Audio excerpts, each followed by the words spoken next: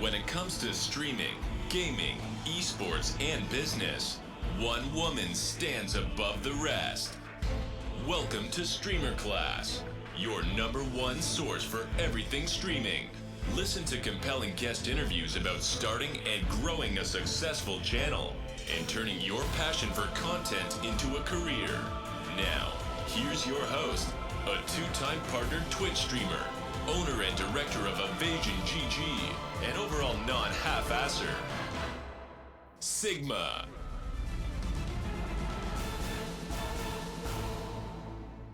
Hi guys, my name is Sigma and I am here today with Gino or Geno. He goes by either. He's been streaming for a while now. He recently just got partnered and he's blowing up all over Twitch, and he busts his ass on YouTube and over on TikTok. So welcome, Gino, if you want to introduce yourself. Thank you. And yeah. My name's Gino. I might as well say what I say on stream. My name's Gino. I'm 19 from Pennsylvania, and I just love streaming and making people smile. Yeah, that's true. I love hanging out on your channel. I probably lurk a lot more than you think I do. Yeah. I enjoy it there. It's always a good atmosphere, you know. I always try and keep things civil and stuff like that, positive. Yeah. Actually, I think that's how I found you, was one of your tweets. You were just you talking said you about found it. staying positive. I think you saw my mom tweet where my mom got a kill in Tarkov, and you said that you saw that, and then when you stopped by the stream, Mama Gina was actually on the stream with me at the time, and you just said what's up, and you know she loves you ever since. That's right. That was so funny. She said, "Oh, Sigma, maybe I'll make my name that." You were like, "Mom, you can't do that." It was too funny. Yeah. She's really cool. That having that support system around is really important. Very important. For sure. Well, let's talk about your name, because I know the story, but for those that don't know, how did you come up with your name? Okay, so I'll try and keep it very, very simple. I was in a Rust clan, and 13-year-old like Geno, my name at the time was Extinction, and I joined a Rust clan with this name, and then we actually betrayed the clan because, you know, that's what 13-year-olds do, and a little toxic and stuff like that. And so I betrayed the clan and then left the clan, and then we actually joined another clan, and that clan allied with the clan that I betrayed. So I had to do some identity, like identity theft with my username, and I unfortunately, and it's very like dark compared to what I stand for. It derives from genocide, and genocide actually just over the years turned into Geno, and with Geno with one O not taken or taken, I came up with Geno with 3 O's, because I just add on O's at the end and figured that was it, and that's how it got it. Wow. Well, there you go. Yeah. It's a story. Good stuff. So exactly how long ago did you start streaming? You've been at this for how long? So I've been streaming so I left my Counter-Strike team back when January 2020. I started streaming. I left my Counter-Strike team and I just started streaming from them. But full-time streaming, I've probably been streaming for about a year and 3 months. Probably back like March, April is when I got a schedule and stuff like that. That's when I full-time streamed. Oh, okay. Yeah. And then how long ago did you get partner? It wasn't that long ago. So it was April, I want to say 16th. April 16th, I got a partner on Twitch. Yeah. Good stuff. That's always a really good feeling. Mm-hmm. It was.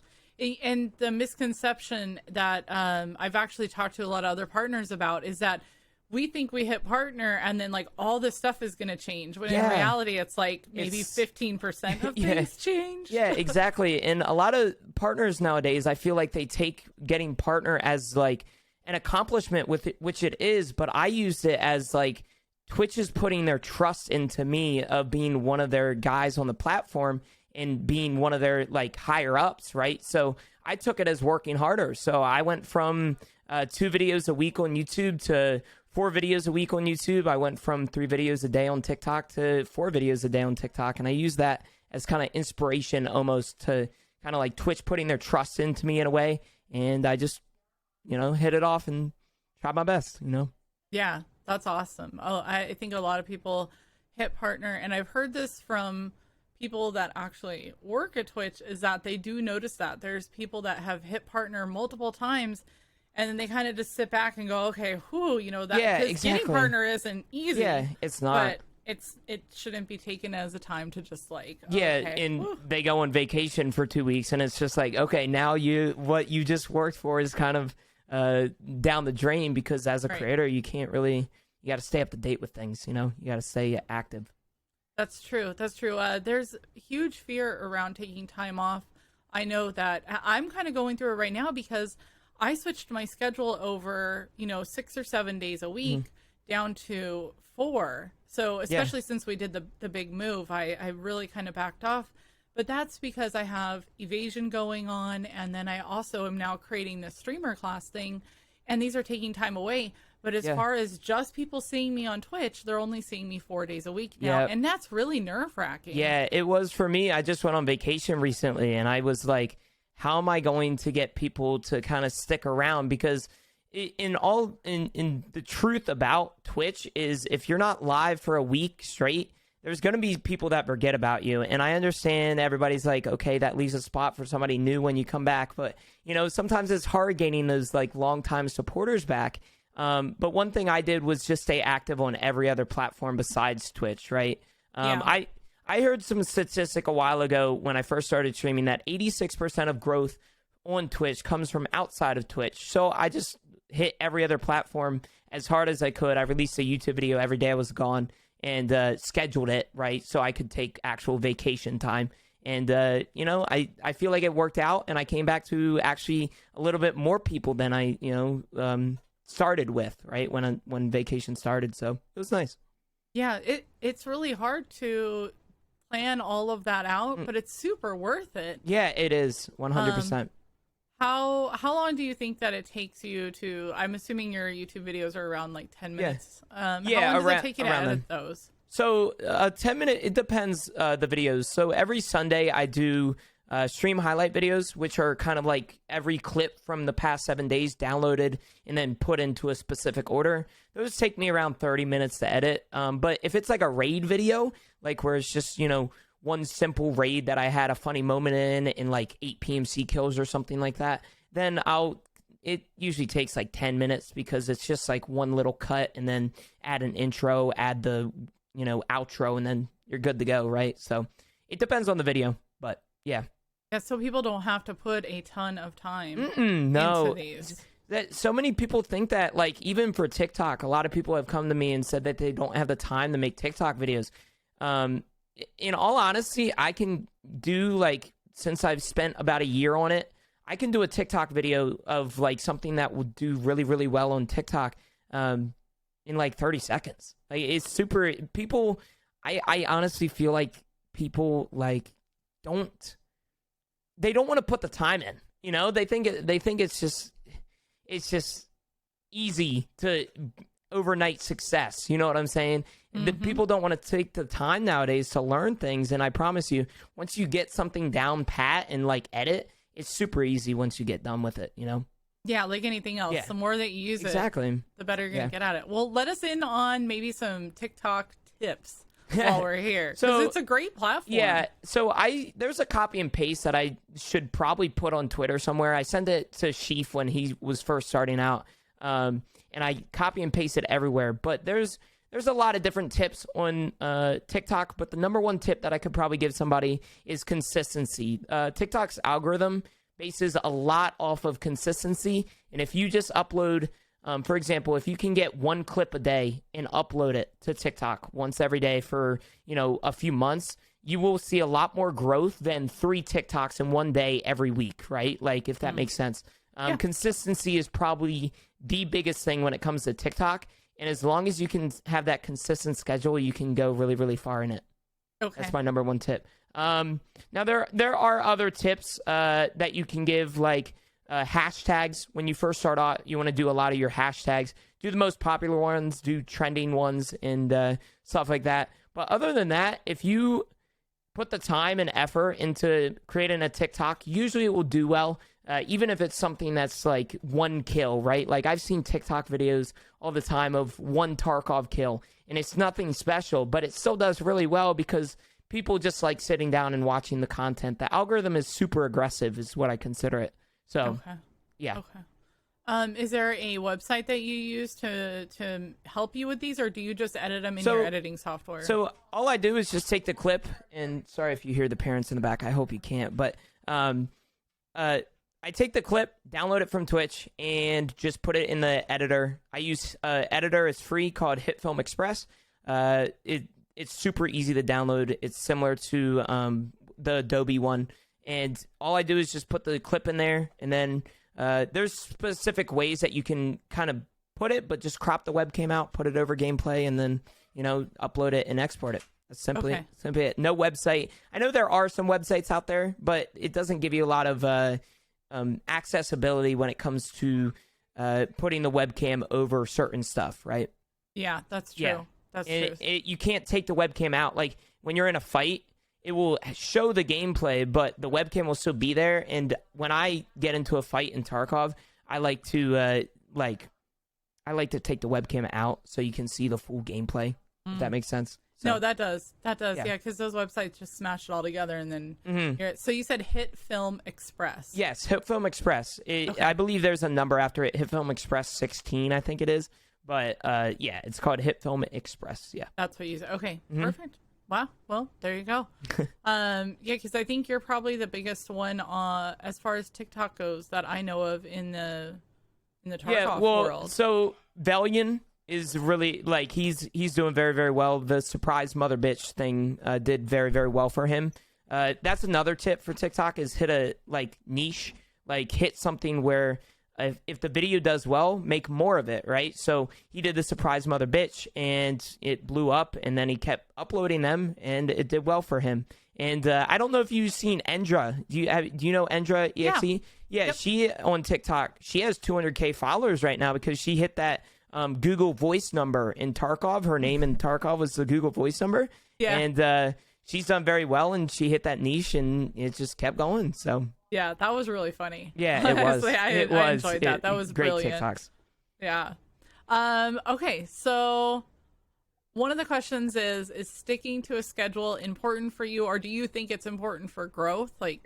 Yes, I think 100% the number one thing that you should figure out when you start streaming is a schedule. And I think that's mainly because if you go live every day at a random time, your community is not going to know when you're going to go live the next day, right? And you got to think, if you want to create something out of Twitch, now, my number one tip is don't expect anything when you start streaming, because you don't want to expect to make it your job real quick. You want to just take it step by step. But you want to think of Twitch as a business, right? The reason Apple makes an iPhone product every year is because they build up that hype around that one time. And that's what you have to do with streaming. You have to do something where you want to make people want more of you. And I know that sounds weird, but that's the honest truth. You want to make people want more of you. And with a schedule, they will want more of you. If you, for example, go live every day at 10 a.m., people are going to wake up at 10 a.m. and hope to see you live. So I do believe a schedule is very, very important. Yeah, I agree with that. And even if it's only 3 days a week. Yeah, exactly. You don't have to stream 7 days a week, but that consistency is something that you said it with TikTok, but I think it falls on Twitch too. It does. If your community Every knows, platform. Hey, Sigma's not going to be around every Monday, Tuesday, Wednesday, but on the other days, she's always there at 6 p.m. It does help a lot. Exactly. Yeah, it and helps a lot. Don't burn yourself out trying to do that 7 days a week. Yeah, so that's another tip. I have so many tips. I actually was really excited to get interviewed with this, because a lot of people look at Dr. Lupo and stuff and think oh, he can stream 2 times a day for 8 hours at a time and all of that. But in all honesty, Dr. Lupo can do that because he has a team behind him. He has people that release on his platforms for him, and props to him, but you can't do that when you first start out, right? So It's just one of those things. Yep. 100%. There's finding these tips and tricks along the way, like you talked about, just making your TikToks really quick, or how to edit a YouTube video, that opener, closer, your links. There's things that you can do to make these processes work better for you so that you can do more. But to look at somebody that's big, like Summit, that streams 12 hours a day, it's not realistic. It's really not. It's not starting out. Yeah. I've recently actually started making schedules for people. And so they give me an amount of time. So one of my main mods just wanted to start streaming, or well, he's been streaming, but he's won a schedule with it. And so he said that he can dedicate 6 hours at a time. And I do this like 50-50 split. I think you should spend 3 hours on every other platform besides Twitch and then do 3-hour streams, right? So do the 3-hour stream and then take the clips from the 3-hour stream and upload them elsewhere. And I feel like that's where you can get the most growth. So, Ooh. Yeah, so the 50-50 split, I think, is the best way. And then once you get better at editing, for example, if I stream for 6 hours a day, or if I have 6 hours a day, I can probably do a 5-1 split because I know how to edit and I know how to do all of that stuff because I got used to it, if that makes sense. So Yeah, yeah. that's really good. I like that a lot because I tell people, we'll go into networking. You and I had just talked about this right before we fired up the stream here, or the recording. Networking is something that I get asked a lot about, and I say, listen, it's great that you want to go watch your favorite big streamer. That's fabulous. But if you're truly trying to break into streaming and you're concerned about your numbers, or you want to grow, and you average 5 viewers, go hang out in somebody's stream that has 10 viewers, that 5 to 10 range. That's exactly what I would have said. Be genuine about it. Like, get in there and hang out for 10 or 15 minutes and just check in, like, hey, how are you doing? You know, if you can afford to sub and support them if you genuinely like their stream. And get out there and do that every single day with 1 or 2 channels. You know, it's 10 to 15 minutes each channel. You're not putting out a lot of stuff, and you're getting to know your community. And then later, if you want to have somebody to duo with, like, you're starting to build that community because now their community sees you as well. How do you suggest that, the question that I had talked about earlier is, how do you suggest people go about networking and finding people to play with and all that? Yeah, so when it comes to people to play with, I've always had an issue with that, and I still don't know the definite answer. It's always been a struggle finding somebody to play with. However, when it comes to networking, I got a streamer tip when I first started.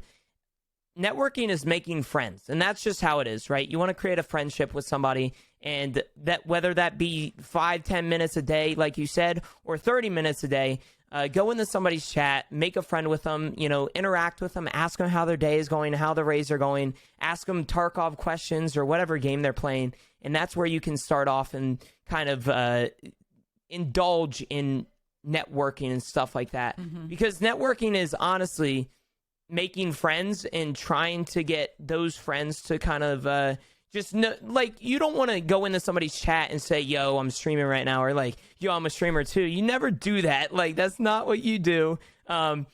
Making friends and networking, right? You start getting in somebody's community, and then eventually that person might notice that you stream too, and then they stop by your stream, and that's just how you gain friends, and eventually you'll have somebody to do it with. Now I haven't learned that yet, so still working that part out. I just tweet, you know, like, duo month, I'm doing this now, so if you guys want to play, you know, come play, but that's about it. Yeah. That's cool. I did, when I started out, if I wasn't streaming Tarkov, I was watching Tarkov because one, I just loved all the people that were around because they were very helpful and I was learning things. But then I realized that, you know, I would be 5 or 6 channels deep for the day and somebody would be like, God, Sigma, you're everywhere. And I was like, oh shit, I kind of am. Yeah. But that did help later on because they were like, oh, hey, I saw you in so-and-so's channel and just thought I'd throw you a follow and you're live. What's going on? And I was like, exactly. Oh, wow, lots of people are coming around, but I got to know so many cool people outside of my channel. So then when they came by my channel, I was like, oh, this is awesome. Thanks for coming by. Exactly. I started out networking. I made a networking sheet, actually, and it's pretty cool because I made it about a year ago, and Velium was on there. And I had, because I did some statistics and stuff like that on, like, in studies on what I could do to help my networking and, like, help me grow from it in a way.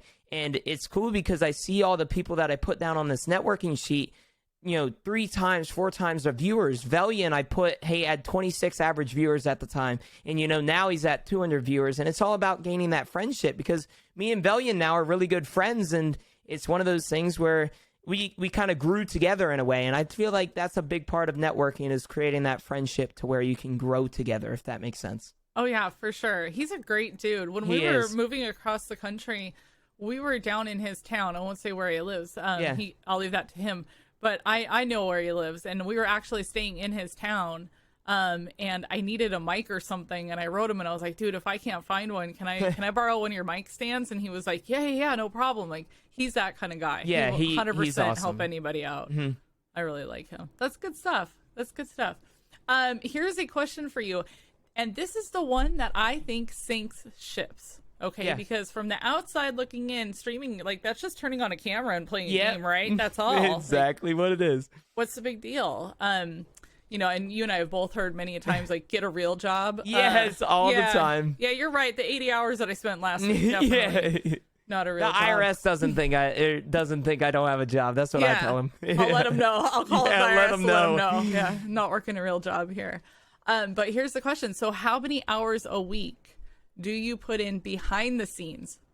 So in all honesty, I probably put 2 times more out of scenes than I do in, like, on stream.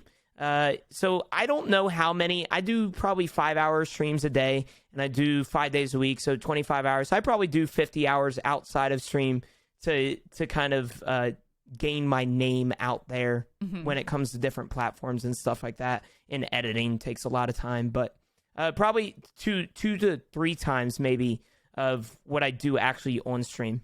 Yeah, because I could see that. Yeah, it's super important to me, you know, getting out there on other platforms. Yeah, and it's like, you know, people have compared it to like an iceberg, and that's truly what it looks like. They only see you, you know, from the very tip of it, but exactly, it's like tree roots when you really get into it. There's not truly just one thing. It's like 19 things that you have to actually manage, and then taking it onto other platforms. Very important, but then you have to manage all of that too. Yeah, so it's a very a lot of people look at streamers as some people that just hit the go live button, you know, they play video games and then they get off and play more video games, you know. I know most streamers, like, of our size, and in my opinion, they don't play much games anymore, you know. Like, we usually don't play as many games as we used to when we just first started streaming it, and that's simply because we're so busy, you know, and not a lot of people have the time to play games, especially for myself. I'll probably have 2-3 hours every night to play games, but I choose to spend it with family and, you know, just sit and have a good time and get my mental health better, you know, because that's a big part of streaming. It is. The burnout is real. It really is. It comes in waves, and it can hit you. It doesn't mean that you can't burn out because you're new either. So anybody listening, if you're new and you feel like you're starting to get burnt out, you need to just take a step back, and that's okay. But if you don't protect yourself and take note of those moments, it can turn ugly, and then you're gonna be like resentful. 100%. I think be resentful. I think mental health, when it comes to, because I said it to you actually on stream the other day. I think streaming is one of the most mentally exhausting jobs in the world, and I know a lot of people will disagree with that. However, there are a lot of things that we think about as streamers, and it's, you know, we overthink, you know, a bad day, right? We look at our average and stats after stream. By the way, never look at your stats on stream because that's no go. But a lot of people have said that. Yeah, don't do that. But after stream, I look at stats and I see like 10 less average, and I'm like, what did I do today that I didn't do yesterday? You know what I'm saying? Like, and it's one of those things where we're always in our own head and always trying to improve, or at least most people I know are always trying to improve what they got going on, you know? So I think it's mentally exhausting. It really is. Mental health is important. You see somebody that's sitting at, let's see, like, you're a newer streamer, and you see somebody that's sitting at something like 25 or 50 viewers. That's like huge. Yeah, that's impressive. That's awesome. Once you get to 25 or 50 viewers, you go, oh man, I'm not that far away from maybe applying for partner. Exactly. You don't even know what a shitstorm that is to apply for a partner.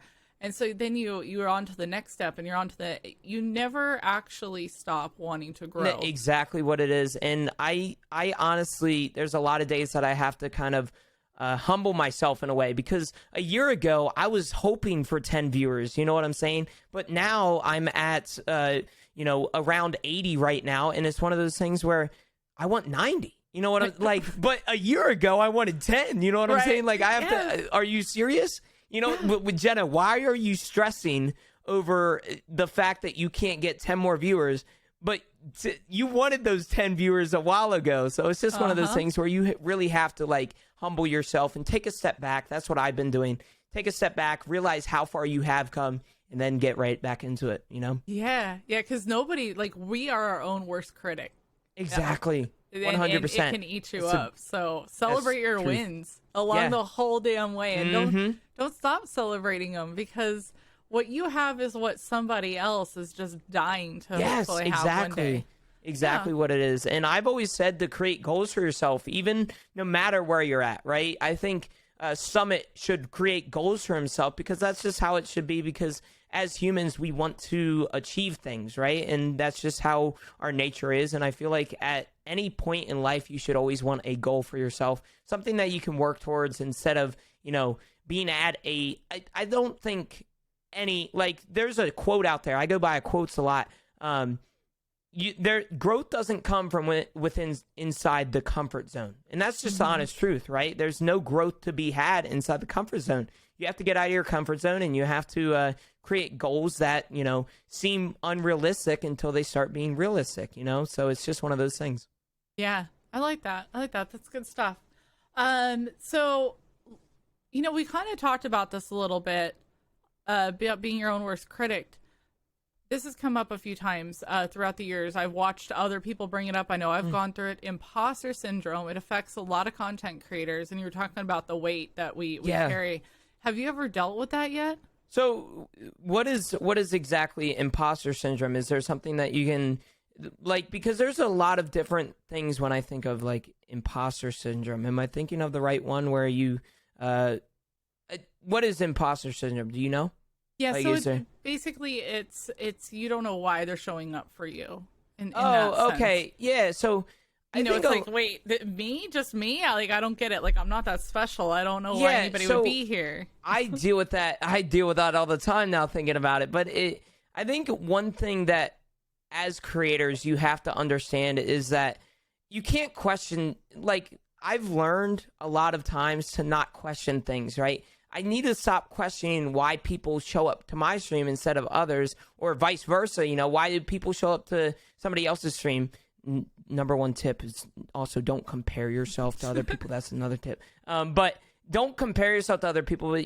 As creators, we look at things like, oh, why is that person getting people and I'm not, right? You have to just focus on yourself. And that's one thing that I truly preach as a creator, is to focus on yourself and focus 100%, put all the eggs that you have in your basket, and don't put them in anybody else's basket, as selfish as that sounds. But in all honesty, focus on yourself. Don't worry about others, and don't question things. All right. If people, decide to show up one day, don't question why those people show up, and just go with the flow. I think that's what one thing I've learned as a 19-year-old with life is just go with the flow. Just rock with or go with the punches. You know what I'm saying? And just get up and keep going. Right. Yeah. Yeah. Because you can gain a lot from looking at the people that might be a little bit below you, right? And feel like, damn, that's awesome. But we never do that to ourselves. We just start comparing over here with that. Exactly. And maybe this person made more or did more. And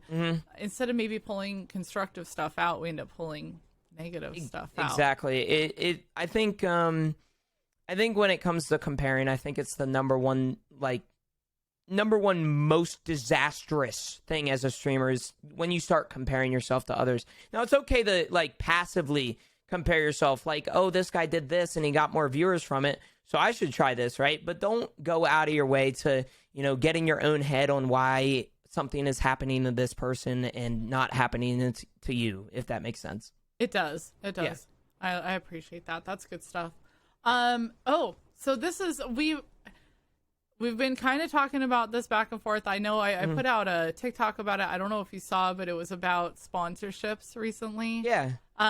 So have you had your first sponsorship yet? Have you had people approach you? What are you saying no to? You don't have to name company names. Yeah.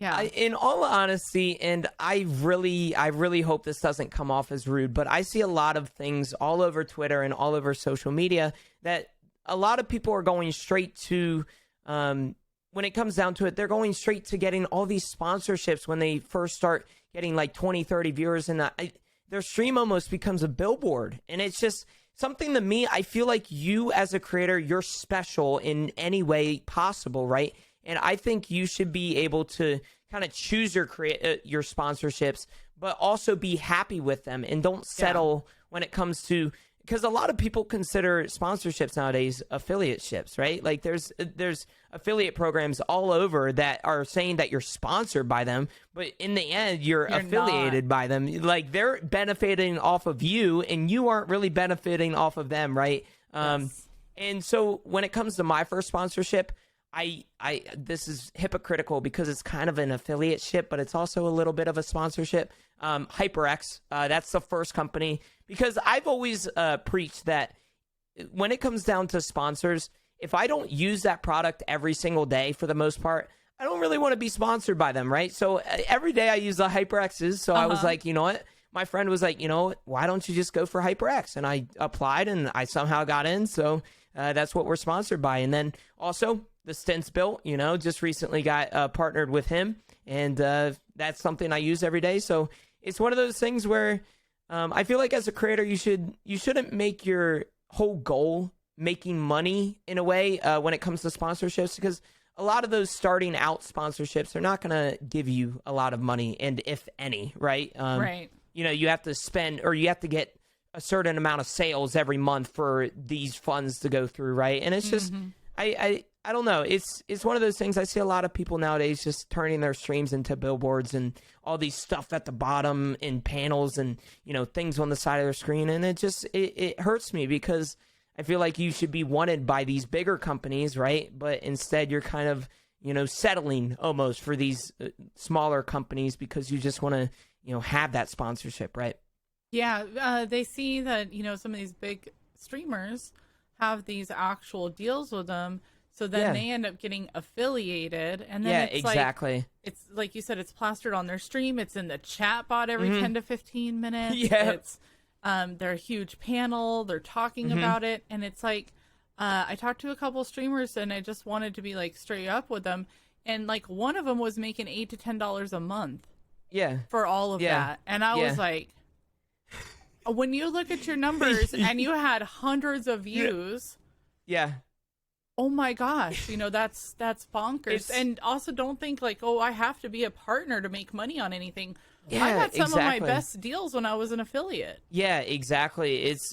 I feel like when it comes to partner on Twitch, a lot of people assume that we talked about it earlier, you get a lot of different things. In all honesty, partner is not that much of a difference when affiliate in it. When it comes to sponsorships, I think you should go with what makes you happy and what you truly endorse, right? I think you should only go with a product unless you 100% endorse it, right? Not like one of those things where, oh, they contacted me first, so they must be interested. Yeah, they can be interested, but it's okay to say no to things. And that's what I truly feel like a lot of creators don't want to do because they just want that sponsorship. And like you said, all these bigger creators are sponsored by them too. And they, you know, that makes me special too. But in reality, like they're sponsoring with everybody nowadays. You know what I'm saying? And it's just like one of those things. I know which ones. I'm not going to say any names, but I'm not going to say any. I we see all it all know the time. What it Yeah, is. we all know. Yep, we know. I can barely go to any streams, although I did go to somebody's stream the other day, and they were affiliated with one of these companies, and they said, "Oh, Sigma, I saw your TikTok, and I just wanted you to know." I actually contacted them and said, "Hey, I am having some PC issues, and I'm affiliated with you, and I've got this creator code. What can I get this for?" And it turns out it was going to cost me $250 more with this discount that they gave me. Exactly. Than if I went over here and bought the same thing. And I was like, that's ridiculous. Yeah. You know, but they ended up, I'm not going to say he or she, but they ended up removing it from their stream. And to your point, if I came along and I was like, "Ooh, Gino, like this guy's got a great attitude and, you know, half decent numbers, and I really like the community that he's building here. Maybe we should go see if we want to sponsor him." And I get there and you got all this shit going on. Yeah, exactly. I'm going to be like, "Oh, no, I'm good. Yeah, I'm good." Exactly. Because companies want to feel special too. And that's just the hard truth about it. When a company comes to your stream and they see, 5 different panels of other companies, they're just going to become the 6th company, and they're not going to be special there. And that's where I feel like a lot of companies, they want to feel special in a way. And I feel like when it comes to sponsorships, you should keep it very slim. I think 1 to 2 sponsorships, maybe 3, when you're like smaller than, lower than probably 60 viewers is fine, right? You can go with however much you want after that. But I don't know. I just feel like a lot of streams nowadays are billboards, and it really hurts me, because like I want that person to feel special, but they aren't getting any special benefits from it. So it doesn't make sense to me, but. No, they have worth, damn it. Even if you don't feel like you have a whole ton of viewers, your stream and your brand and everything has a value. Exactly. Don't devalue it, because the next person will do it. And the next person will do it. It's your job to stand watch and protect that. So, yeah, that's definitely... and I know it's something that a lot of new streamers are concerned about, like the networking. They're like, hey, how do I get a sponsorship? How do I do this? Just focus on your content. The other stuff will fall into place. Business emails. Don't be taking every other willy-nilly deal out there. So one thing also, I feel like a lot of businesses, and this is for the businesses out there, you guys need to know what game I'm playing, because I've got 3 emails now that saying I'm playing Rainbow Six. They enjoy my streams. They watch me all the time, and they see that I'm playing Rainbow Six. Please know what game I'm playing. All right? So that's important.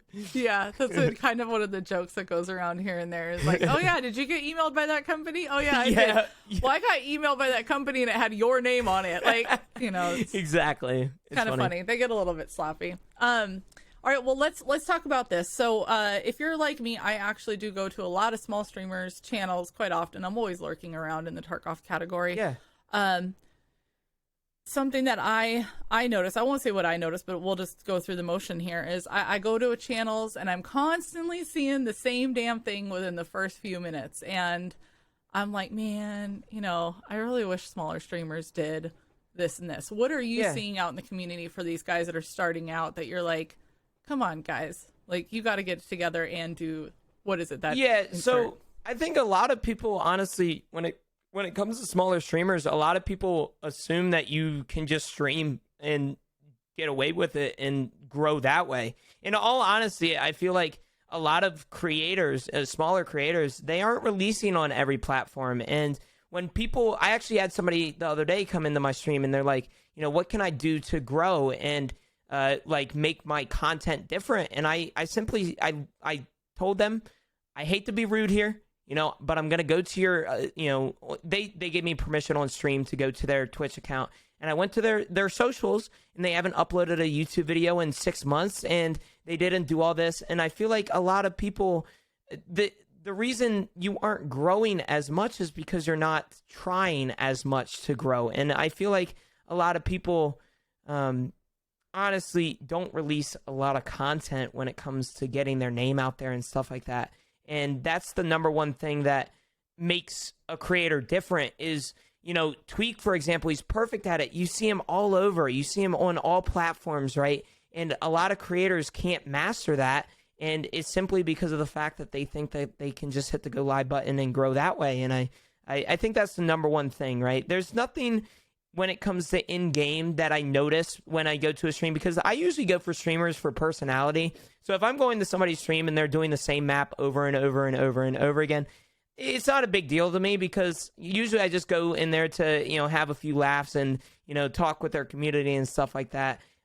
There's nothing in-game that I can really give tips on, but when it comes to out-of-game, I feel like as a creator, try and be on every platform and make yourself, out there, right? If that makes sense. Yeah, it does.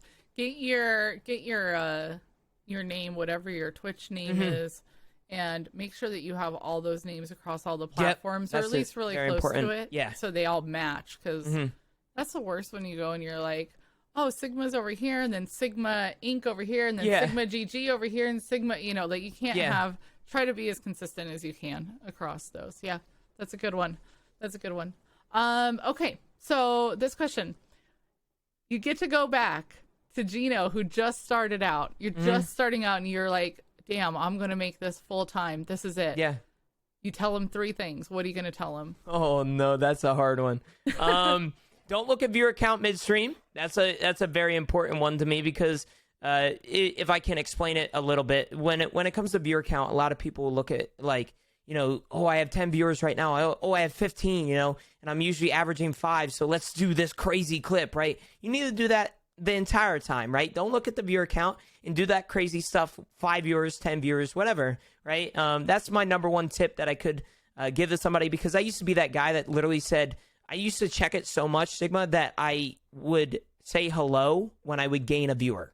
Like when I was at 3 viewers and I went up to 4, I would say hello, viewer. And my friends still meme about it. The friends that started with me still meme about it. It's one of those things where don't check that viewer count. All right, that's number one tip. The second one is like just what we talked about. I'd release on every platform that you can and get your content out there, get your name out there. The third one is so difficult because there's so many tips that I would give myself when I first started.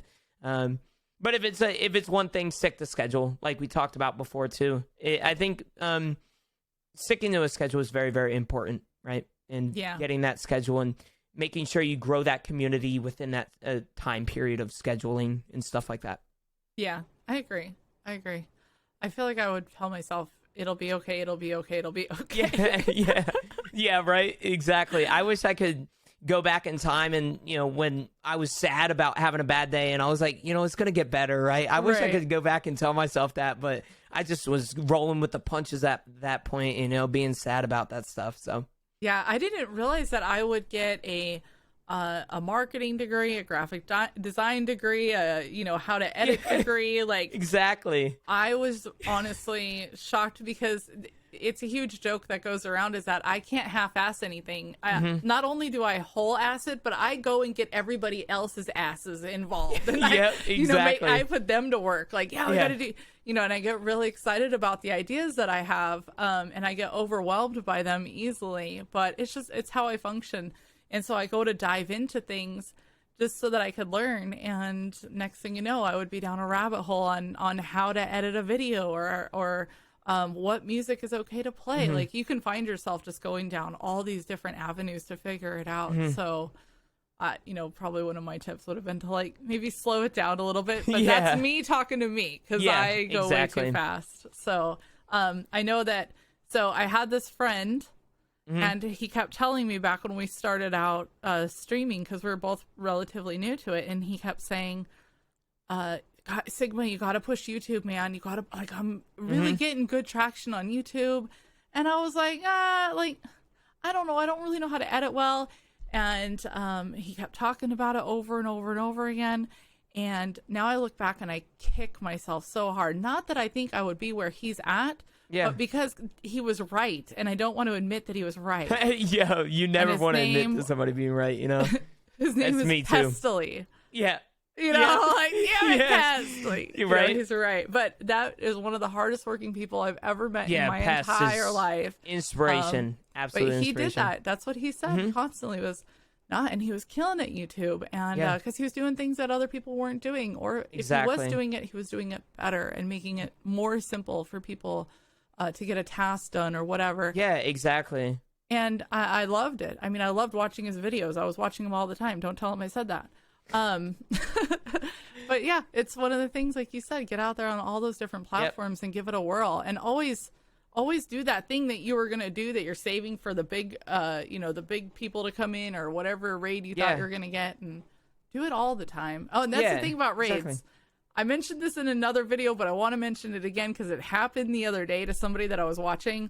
Huge host came over and the person froze and was like, thank you so-and-so for the follow. Thank you so-and-so for the follow. Thank you, and literally started going down the list. And don't do that. Like, get into a raid, do something, some action. Because at least with Tarkov, and I think most games will have a little point where you can kind of break and say, thank you guys, or just a general, wow, thank you for all the follows. And have your elevator speech ready. Exactly. Hey, I'm Sigma. Welcome to my channel. I've been playing for this long. Whatever you want to do. I think when it comes to raids, you have that. I heard a statistic before. You have 30 seconds to entertain, and that's when people start clicking off the stream. And exactly what you said, elevator speech. And don't tell him I said this, but Willers, if you definitely know Willers. Willers, he rated me when I actually had 10 viewers, and he had 1,700, and it was the biggest rate of my life, and I'll remember this like forever, right? And I was freaking out so much, and I was like calling my mom. I called my mom when he rated, and he was like, get into a raid. I was like, okay, like I was just sitting there, okay, yeah, because I was thanking every follow, exactly like what you said. And I just froze. I didn't know what to do. He was like, you might want to get into a raid to, entertain these people. And I still remember that to this day. And that literally changed how I take raids nowadays. I see all this stuff, and, I give that speech, and then I get straight into a raid and stuff like that. And that's exactly, that man helped me grow. That man helped me determine what I wanted to do when it comes to raids. Because it's so easy to get caught up. That is so exciting to get a raid like that. And you're just going to get lost because you're so appreciative, not just of the person that hosted you, but anybody that took the time to follow you. And you're like, I mean, I still appreciate every follow, but I know how overwhelming that can be. So you just put it in your mind now that when you get that big host, you are prepared to rock it out. Exactly. Yeah. And even if you only stream, I hosted somebody the other night, and he was like, well, I usually only stream for about an hour, but I'll go another hour. This is awesome. And I was like, yes, make sure whatever you do, try to fit in some more time there. Yeah, good stuff.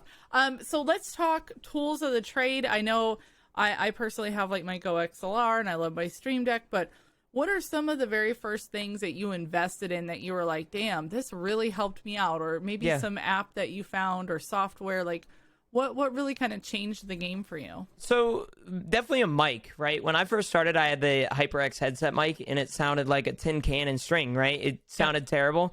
And my friend was like, the first thing that you want to do, get a new mic, get a professional sounding mic. And that's exactly what I did. And I think that's probably the best thing as a starting streamer to get is the mic and the quality of the mic.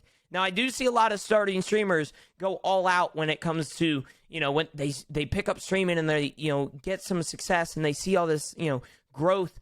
That's awesome. However, don't go spending 10 grand on an entire setup, because in all honesty, viewers don't come just for the setup, right? They come for you, and they come for the, entertainment that you provide. And don't go just all out, in one single setting and think that it's going to help like right off the bat, right? But definitely a mic, Stream Deck, super important to me. Changing scenes on the Stream Deck, that's probably the second most useful thing on my setup. But other than that, I mean, more than one monitor, probably. I would definitely do 2 monitors if you can, maybe 3. I do 3, but definitely more than one monitor so you can have chat on one, so you don't have to alt-tab and back and forth between games. But yeah, those 3 are pretty good options. Yeah. So I've done 4 other interviews before this one, and every single person has said audio quality. Focus on your mic. It's number one. It is. It's so important. Swamp Fox said because Twitch is second monitor entertainment, so many times people will only be listening to you. Yeah, exactly. And if it's terrible, they aren't gonna stick around, Yeah. So anything to improve the quality for your viewers or your listeners is gonna have a way better return in general. 100%. So that's so funny. I love that I've asked somebody the exact same question, 5 somebodies, and everybody has said the exact same thing, because it is that important. It's number one. Yep. Yeah. It's if huge. You're starting out, just listen to that, please. the audio, and then later the video quality is that's number one too. Yeah. If you only have $500, buy that mic, get your nice stand set up. Maybe buy the Stream Deck like you talked about. I know I got my husband the AT2020, which was only a $99 mic. Yeah, it's very good. And it sounds just as good as my $400 mic. I was really impressed with that. So look at your options. If you have $500, kind of split it up and decide, like, okay, the Stream Deck will definitely help. The extra monitor would help. And now this $100 mic, and, you got to buy your arm, but kind of budget it out. Don't go crazy like you said. Don't go all out, Yeah. All people come in, they're like, I love your setup. I'm like, I love it too, but this is 4 years of work. Yeah, exactly, right? Like, exactly what it is. Yeah. So, any other things? Because I know that you said you were excited to share tips. Is there something that maybe I didn't cover? Well, I mean, there's got to be a specific subject that I would kind of have to give tips on, but I think the number one tip that I could give somebody, you know, I always look at things, and this is what I've been saying to stream recently, is, you know, be proud of yourself when you're a streamer, right? Whatever you produce at the end of the day is preferably probably the best that you can do at the time, you know? When it comes to all these things that streamers have nowadays, all this, you know, crazy mics and crazy setups and stuff like that, that's nice and all, but if you can't get there overnight, take it slow, take it, you know, slowly do things when it comes to Twitch and stuff like that, and whatever you can do at the end of the day, be proud of yourself for that, and don't think, you know, oh, I'm not doing the best, or I'm not providing as much as I want for my viewers and stuff like that. I think it's very important to be proud of yourself at the end of the day, right? If that makes sense. It does. Yeah. There's too many things that I see where streamers don't celebrate. I'm one of them included. I will just let a moment pass me by. I'm like, oh, it was my partnerversary, and I like don't even celebrate it. But then I'll see somebody else celebrating it, and I'm like, hell yeah, you should totally be proud of that. Oh wait, I didn't do anything for mine. I always tell people, and this is honestly something that I struggle with a lot, is being proud of myself, and that's what I've been trying to do the past few months, is trying to be proud of myself. Right, the last time I think I was proud of myself was back when I got Twitch partner. Any other time, you know, 20K followers on TikTok, not proud of it, right? Like, it's just, I feel like a lot of people look at just numbers nowadays, and they just look at this as, you know, another thing. I think you should be proud of yourself no matter where you are as a streamer. 100 followers, celebrate it like it's 1,000, you know, 1,000, celebrate it like it's 1,000,000, right? It's just one of those things where I feel like you should be really proud of yourself as a streamer no matter the size. Good stuff. Good. I agree. Well, we're going to wrap it up there. I'll make sure that I have all of your links down below, and the one that we talked about earlier for the editing software that you use. Okay. Otherwise, guys, thank you for being here, and we will see you on the next one. Thank you for listening to another episode of Streamer Class. Links to everything discussed in today's episode can be found in the description. Be sure to subscribe on your favorite podcasting platform so you never miss an episode. For more information or to connect with Sigma, follow us on Twitter, TikTok, and Instagram.